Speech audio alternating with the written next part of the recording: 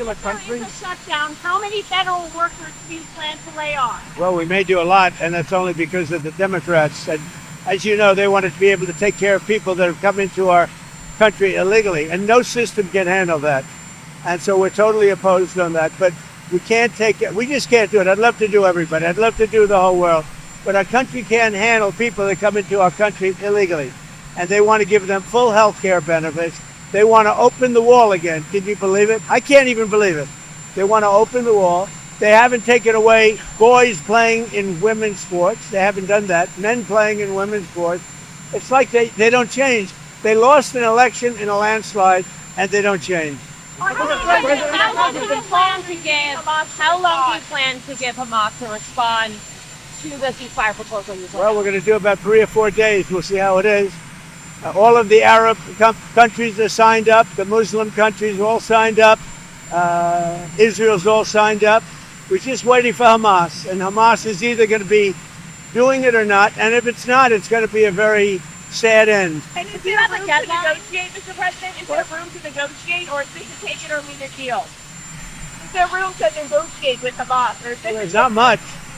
You know, with Hamas, we want very simple. We want the hostages back immediately. And we want some good behavior. And, you know, it's pretty simple. You don't get simpler. Think of it. We've signed every country in the Middle East. This was like an impossible thing. It's never been done before. This is more than Gaza. Gaza was big stuff. But Gaza is a piece of it. And if they reject the deal, you said that Israel has your back and can do whatever they need to do. What do you envision? I will let them go and do what they have to do. They can do it pretty easily. I would let them go and do what they have to do.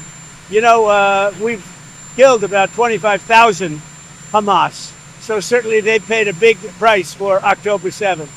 And this is a whole new group. You know, they come in and they keep coming. But this is a whole different group. And their leadership has been killed 3 different times. So they paid a big price. We hope that they're going to have a nice, calm life. Maybe it won't happen. But if it does, it'll be one of the greatest things ever to happen. We'll have actual peace in the Middle East. Are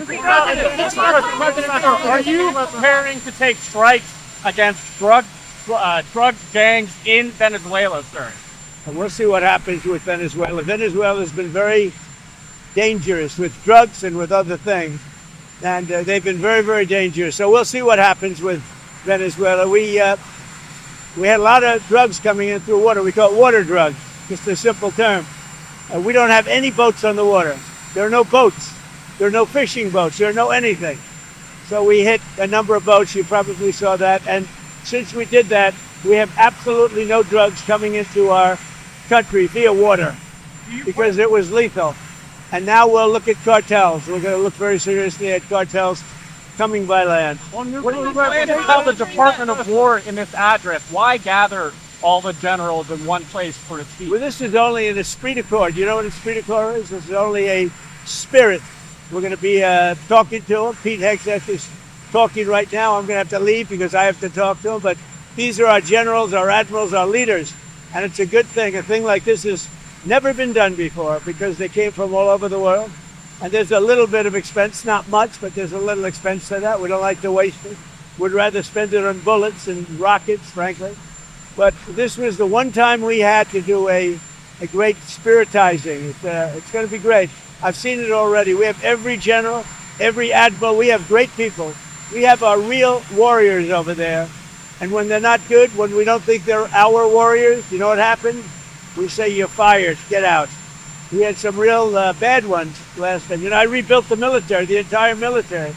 But I had a couple, and I had unbelievable people. To do that, you have to. But I had unbelievable people in there. But I also had some bad ones at the top.